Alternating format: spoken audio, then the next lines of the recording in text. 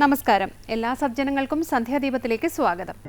പുനരപി ജനനം പുനരപി മരണം പുനരപി ജനനീ ജഠരേ ശയനം.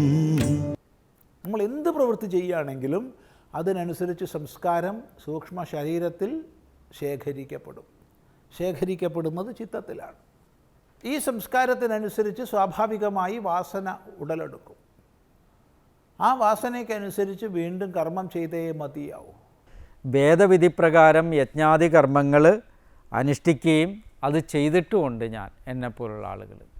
അങ്ങനെ ചെയ്ത് ഞങ്ങളുടെ കുലം എപ്പോഴും ശ്രേഷ്ഠന്മാരായിരിക്കുന്ന ആളുകളെ അവരെ വണങ്ങിയിട്ടേ ഉള്ളൂ.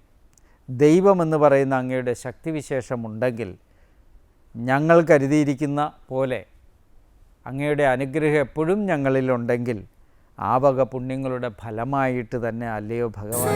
ഇന്ന് വൈകുന്നേരം 6:30 സന്ധ്യാദീപം.